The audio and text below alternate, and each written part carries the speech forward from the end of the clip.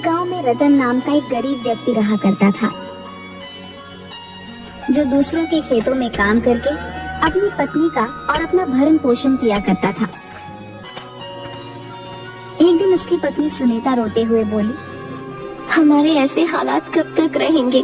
पूरे गांव में सिर्फ हमारा ही घर ऐसा है जहाँ पर महीने में सिर्फ 15 दिन ही चूल्हा जलता है और बाकी के दिन भूखा सोना पड़ता है। चिंता मत करो सुनीता, तुम तो जानती हो कि मैं दिन रात दूसरों के खेतों में कितनी जी तोड़ मेहनत करता रहता हूँ। एक ना एक दिन हमारा वक्त भी जरूर बदलेगा। आप कब तक ऐसे ही दूसरों के खेतों में काम करते रहेंगे? कोई ढंग का काम क्यों नहीं ढूंढ लेते? मैं आपसे और स्त्रियों की तरह सोना चांदी नहीं मांगती, मैं बस इतना चाहती हूँ कि हम दोनों को पेट भर के भोजन तो मिल सके। ठीक है सुनीता, मैं आज दूसरे काम की तलाश करता हूँ। रतन कई दिन तक गांव में भटकता रहा, मगर किसी ने उसे काम नहीं दिया।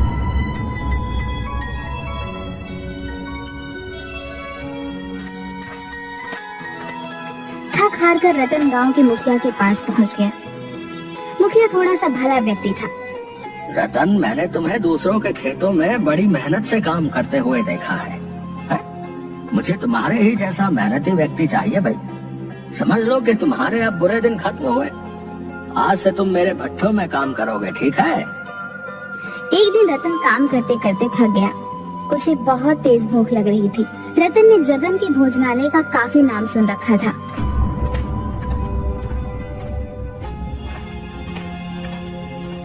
रतन जगन के ढाबे पर पहुंच गया। भैया, जल्दी से गर्मा गर्म अरहर की दाल देसी घी की रोटियों के साथ लगा दो और थोड़े से चावल भी लगा देना। बहुत जोरों की भूख लगी है भैया। अरे, दाल में तो बहुत अच्छी अच्छी खुशबू आ रही है और साथ में देसी घी की रोटियां भी हैं। आज तो खाकर मजा ही आ जाएगा। कुछ ही देर में रतन सारी प्लेट साफ कर गया और कालू से बोला, अब कितने पैसे हुए भैया?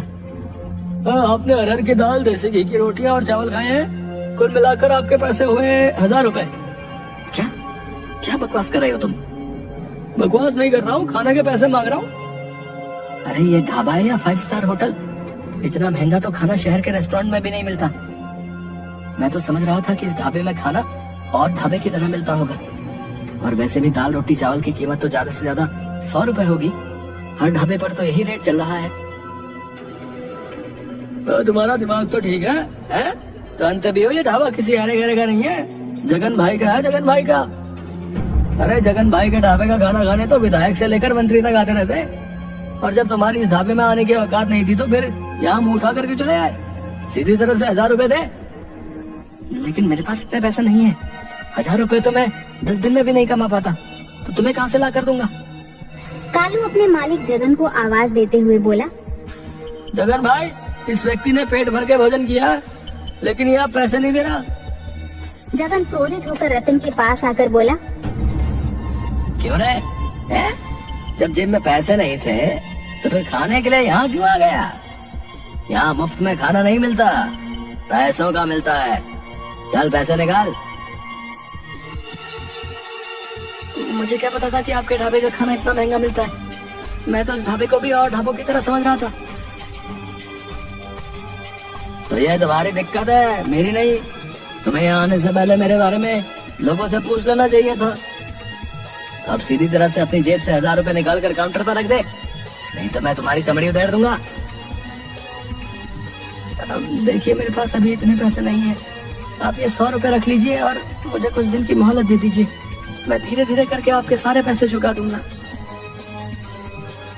अबे यहाँ मैं लोन बांटने के लिए नहीं बैठा। इतना कहकर जगन ने रतन को जोरदार धक्का दे दिया। ये तो आप मेरी बेइज्जती कर रहे हैं। अबे बेइज्जती उसकी की जाती है जिसकी कोई इज्जत होती है, और तेरे जैसे भिखारियों की इज्जत तो होनी भी नहीं चाहिए, समझा?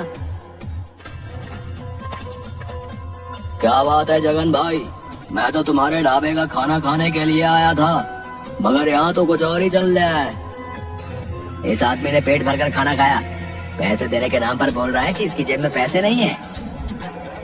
ऐसे आदमियों से बात नहीं की जाती जगन भाई, इन्हें पीटा जाता है। देखते क्या हो, मारो इसको।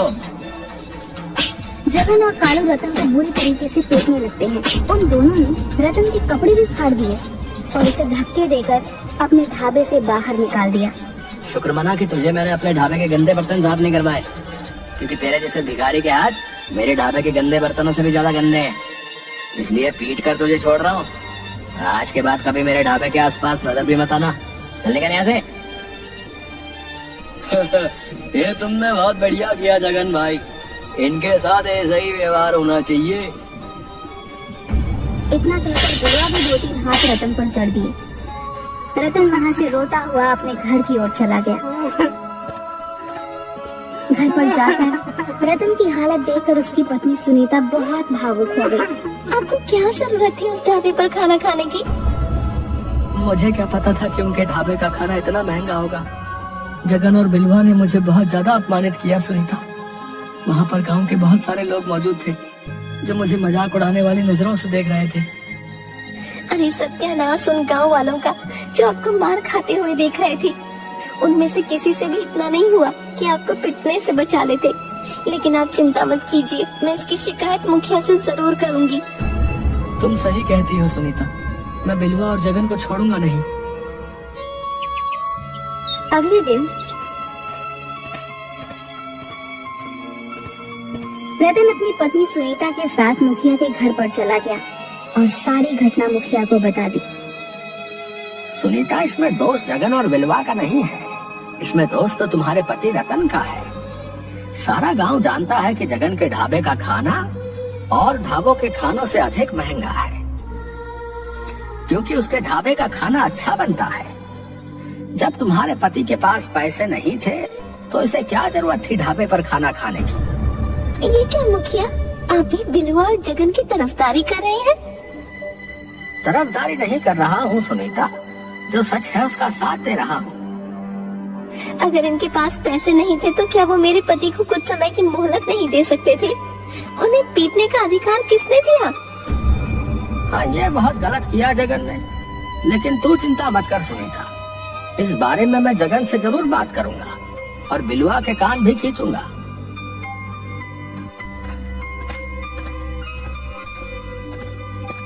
मुझे नहीं लगता कि मुखिया कुछ करेगा। साफ साफ दिखाई दे रहा था सुनीता कि मुखिया बिलवा और जगन के पक्ष में बोल रहा था, लेकिन मैं अपने अपमान का बदला जरूर लूंगा सुनीता। मैं चुप नहीं बैठूंगा।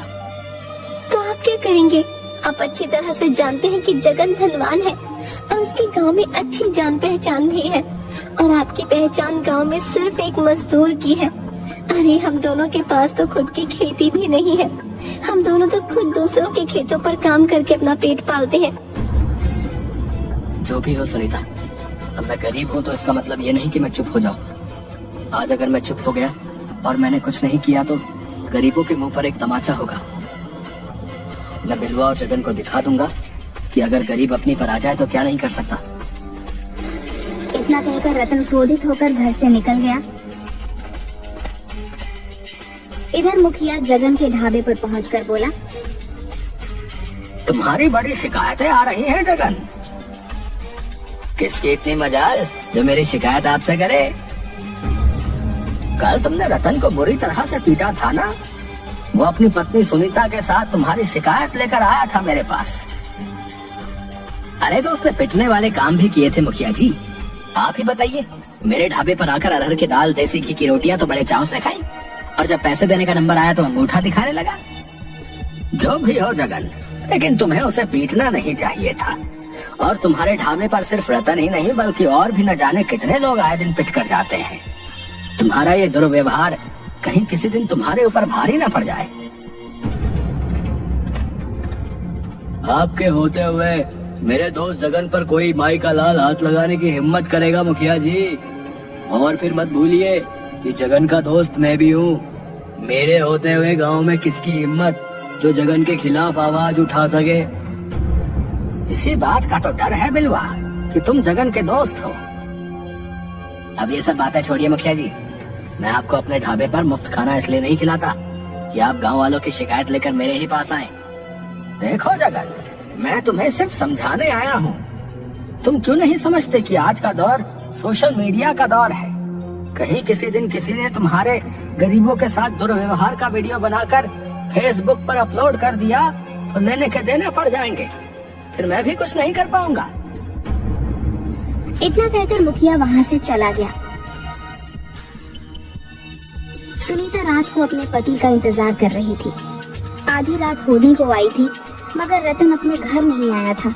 रतन रात में जंगल के एक पेड़ के नीचे गहरी सोच में बैठा हुआ था कि तभी उसके कानों में एक व्यक्ति की आवाज टकराई। काफी देर हो गई है तुम्हें यहाँ पर बैठे हुए। पिछले 6 घंटे से देख रहा हूँ कि तुम इसी पेड़ के नीचे गहरी सोच में बैठे हुए हो। कौन है आप और इतनी रात को इस जंगल में क्या कर रहे हैं? ये सवाल तो मुझे तुमसे करना चाहिए कि कौन हो तुम और इतनी रात में इस जंगल में क्या कर रहे हो? मैं आपकी बात का मतलब नहीं समझा। मतलब बाद में समझना। तुम्हारा चेहरा देखकर साफ साफ मालूम पड़ रहा है कि तुमने सुबह से कुछ नहीं खाया। तुम बहुत भूखे हो। इतना कहकर उस नौजवान ने एक थाली रतन के सामने रख दी। रतन ने देखा कि उस थाली में सब उसकी ही पसंद के व्यंजन रखे हुए थे। सोचो मत, खाना शुरू कर दो। रतन को सच में वाकई बहुत भूख लगी थी। रतन खाने ही वाला था कि तभी उसे कुछ याद आ गया। नहीं चाहिए भाई, मैं घर पर जाकर अपनी पत्नी के हाथ का बना हुआ ही खाना खाऊंगा। मुझे अच्छा खाना खाने का कोई अधिकार नहीं। ये कैसी बातें कर रहे हो तुम? मैं तुम्हारा ये खाना खाऊंगा।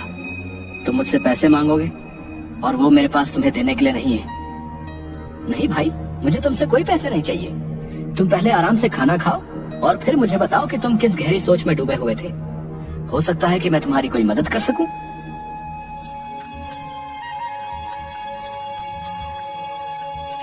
खाने के बाद रतन उस व्यक्ति को अपने साथ हुए अत्याचार की सारी घटना बताने लगा। तुम्हें पता है तुम कहाँ हो? मैं जंगल में हूँ। नहीं, तुम जंगल के अंदर उस भूतिया जंगल में हो जिसे भूतिया जंगल के नाम से बुलाया जाता है, जहाँ पर लोग दिन तक में आने से डरते हैं भाई। उस व्यक्ति की बात सुनकर रतन के चेहरे पर डर झलकने लगा। अचानक उसे याद आया कि वह गुस्से में इतनी दूर पैदल चलता हुआ यहाँ तक आ गया था कि उसे अब याद भी नहीं रहा कि वह जंगल के अंदर भूतिया जंगल में पहुँच चुका था। डरो मत, हम कोई भूत प्रेत पिशाच नहीं है। हम साधुओं की संतान हैं। इस जंगल में सिर्फ साधु और उनके परिवार ही रहते हैं। हम लोग बाहर की दुनिया से ज्यादा ताल्लुक नहीं रखते क्योंकि हमारा सारा ध्यान ईश्वर की तरफ ही होता है। तुम्हारी बात सुनकर मुझे बहुत बुरा लगा। तुम बताओ, तुम क्या चाहते हो? मैं एक ऐसा ढाबा खोलना चाहता हूँ जहाँ पर हर गरीब सिर्फ 10 रुपए देकर अपना मनपसंद भोजन कर सके और उसके साथ अपमानजनक व्यवहार न किया जाए। तुम्हारे इरादे के बारे में जानकर मुझे बहुत अच्छा लगा, वरना इस जंगल में इससे पहले भी कई लोग आए और अपने लालचीपने का सबूत देकर मारे गए, लेकिन तुम पहले व्यक्ति हो जिसे गरीब की भूख की चिंता है। इतना कहकर उस व्यक्ति ने अपना हाथ जैसे ही घुमाया, उसके हाथ में एक बड़ी सी थाली आ गई। उसने वो थाली रतन को पकड़ा दी। ये जादुई थाली है, याद रखना। इस बारे में सिर्फ तुम अपनी पत्नी को बता सकते हो और किसी को नहीं। इस थाली के सामने खड़े होकर तुम जिस भोजन का नाम लोगे वो भोजन स्वयं अपने आप इस थाली में आ जाएगा। मगर याद रखना, जिस दिन तुमने 10 रुपए से ज्यादा ग्राहकों से वसूले उस दिन इस थाली का जादू समाप्त हो जाएगा। रतन रात के समय बड़ी सी थाली लेकर अपने घर आ गया।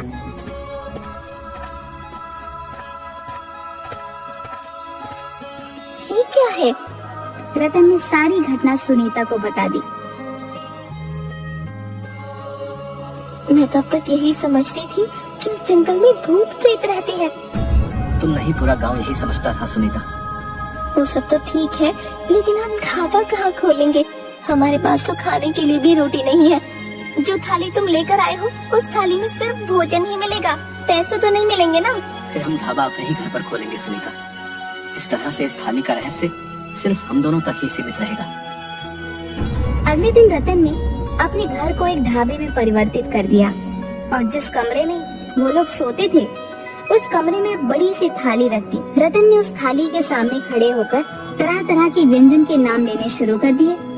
कुछ ही समय में पूरा थाली व्यंजनों से भर गया। सुनीता ढाबे पर वह सारे व्यंजन लेकर बैठ गई। कुछ ही देर में वहाँ पर एक गरीब व्यक्ति दौड़ता हुआ आया। यहाँ तो बहुत अच्छी खुशबू आ रही है। यहाँ पर ढाबा कब खुला भाई? आज ही खुला है, और आप पहले ग्राहक हो। आपके ढाबे में खाने में क्या क्या मिलेगा? हमारे ढाबे में हर तरह के व्यंजन बनेंगे, आपको जो भी व्यंजन पसंद हो। ठीक है भैया, तो मुझे एक प्लेट दाल मखनी और मक्खन के साथ लगी हुई रोटियां लगा दीजिए। रतन ने वह व्यंजन उस व्यक्ति के सामने रख दिया। दाल मखनी खाकर वह व्यक्ति बहुत खुश हो गया। भाई वाह, मजा आ गया। दाल मखनी तो बहुत से ढाबों पर खाई, लेकिन इस ढाबे की तो बात ही कुछ अलग है। कितने पैसे हुए? 10 रुपए। क्या सिर्फ 10 रुपए? हाँ, सिर्फ 10 रुपए। और तुम्हें और तुम्हारे परिवार का जब भी खाने का मन करे चले आना। यहाँ पर 10 रुपए में आपका मनपसंद व्यंजन भोजन पेट भरकर एक थाली के रूप में मिलेगा। और हो सके तो अपने उन गरीब भाइयों को भी यहाँ पर लेकर आना जिन्हें अच्छा भोजन नहीं मिल पाता। रतन की बात सुनकर वह व्यक्ति खुश होता हुआ वहाँ से चला गया और उसने सारे गांव में रतन के ढाबे का ढिढोरा पीट दिया। कुछ ही दिनों में रतन के ढाबे पर गांव वालों की भीड़ लगने लगी। रतन के ढाबे पर अब गरीब ही नहीं बल्कि अब गांव का हर व्यक्ति जाकर भोजन करने लगा। रतन किसी को भी मना नहीं करता था। यह बात बिलवा और जगन को बिल्कुल भी पसंद नहीं आई। इस रतन का कुछ ना कुछ करना पड़ेगा, वरना हमारे ढाबे में तो ताले लग जाएंगे। चिंता मत करो बिलवा, मैं आज ही पता लगाने का प्रयास करता हूँ कि रतन इतना धन लाया कहाँ से। उस दिन के बाद से जगन रतन पर नजर रखने लगा, मगर काफी नजर रखने के बाद भी वह कुछ भी नहीं पता लगा पाया। 15 दिन से उसके पीछे हो बिलवा, लेकिन कुछ भी पता नहीं चला। चिंता मत कर, अब ये रतन खुद हमें बताएगा। एक दिन रतन किसी काम से जा रहा था कि बिलवा और जगन ने उसे पकड़ लिया। तो तू हमारा ढाबा बंद करवाएगा? जो थाली हम 700 की बेचते हैं तू सिर्फ 10 रुपए में बेचेगा? अरे बिलवा भैया सही बोल रहे हैं। रतन सीधी तरह से बता दे कि तेरे पास इतना धन कहाँ से आया। मुझे छोड़ दो, नहीं तो मैं तुम दोनों की शिकायत पुलिस वालों से करूंगा। ये ऐसे नहीं मानेगा, मार मार कर इसकी चमड़ी उधेड़ दो। बिलवा और जगन रतन को बुरी तरीके से पीटने लगे। रतन उन दोनों से शारीरिक रूप से कमजोर था। रतन ने दर्द से कराहते हुए सारी घटना बिलवा और जगन को बता दी। चलो हमें भी उस जादुई थाली के पास ले चल। ये तो बिल्कुल बेवकूफ है जगन। अगर इसके पास जादू की थाली है तो हम दोनों उस जादुई थाली से इतना धन मांगेंगे कि अपना 5 स्टार होटल इस गांव में खोल सकें। रतन बिलवा और जगन को लेकर उसी कमरे में पहुंच गया। बिलवा और जगन उस जादुई थाली से तरह तरह के आभूषण और पैसे मांगने लगे, मगर उस जादुई थाली में कोई भी हलचल नहीं हुई। बिलवा भाई, लगता है ये थाली केवल भोजन ही देती है। तो फिर देसी घी की पूड़ियाँ मांग कर देखो। तभी वहाँ पर सुनीता आ गई। बिलवा और जगन रतन को धमकी देकर वहाँ से चले गए। रतन ने हमें बेवकूफ बनाया जगन। सही कहते हो बिलवा भाई, लगता है उसने हमें चूना लगा दिया। रतन का ढाबा उसके बाद भी चल रहा था। बिलवा और जगन की आर्थिक स्थिति अब दिन ब दिन कमजोर होती जा रही थी। जगन भेष बदल बदल कर रतन पर नजर रखने लगा था और एक दिन उसने रतन को उसी जादुई थाली से भोजन मांगते देख लिया। अरे ये तो वाकई जादुई थाली है। जरूर इस हीर ने उस दिन कुछ न कुछ उल्टा सीधा किया होगा। जगन रतन और सुनीता से नजर बचाकर उस गुप्त कमरे में घुस गया और थाली से रतन की ही तरह भोजन मांगने लगा, मगर उसे जादुई थाली में से कुछ भी हासिल नहीं हुआ। जगन क्रोधित होकर सीधे बिलवा के पास जाकर बोला, बिलवा भाई, रतन उस दिन सही बोल रहा था, वो थाली वाकई जादुई है। मेरी आंखों के सामने रतन ने उस जादुई थाली के सामने तरह तरह के व्यंजन के नाम लिए और उस थाली में वो ताजा ताजा व्यंजन अपने आप आ गए। क्या बकवास कर रहा है तू? उस दिन तो उस जादुई थाली में कोई भी हलचल नहीं हुई थी। इसी बात को लेकर तो मैं हैरान हूँ। मुझे लगता है कि वो जादुई थाली सिर्फ रतन की ही बात मानती है। ठीक है, अगर ऐसी बात है तो हम उस जादुई थाली में जहर मिला देंगे। ना रहेगा बांस, ना बजेगी बांसुरी। अगले दिन वो दोनों भेष बदलकर रतन के ढाबे पर पहुंच गए, मगर तभी गांव का मुखिया पुलिस लेकर आ गया। गिरफ्तार कर लो इन दोनों को। हमें किस जुर्म में गिरफ्तार किया है? क्योंकि तुम दोनों रतन के ढाबे के ग्राहकों की प्लेट में जहर मिला रहे थे। मैं तुम दोनों से ही मिलने आ रहा था। मैंने तुम्हारी बातें चुपके से सुन ली थी, नहीं तो आज तुम दोनों अनर्थ कर बैठते। तुमने बहुत अच्छा काम किया मुखिया। मुझे माफ कर दो रतन, मुझे अपनी गलती का पछतावा है। क्या मुझे तुम्हारे ढाबे पर कुछ खाने को मिलेगा? क्यों नहीं मुखिया जी, आप हमारे गांव के मुखिया हैं। आपके लिए तो मैं स्पेशल थाली बनवाऊंगा, मगर सिर्फ 10 रुपए में। रतन के पास आज भी वह जादुई थाली है और आज भी रतन 10 रुपए की ही थाली बेचता है।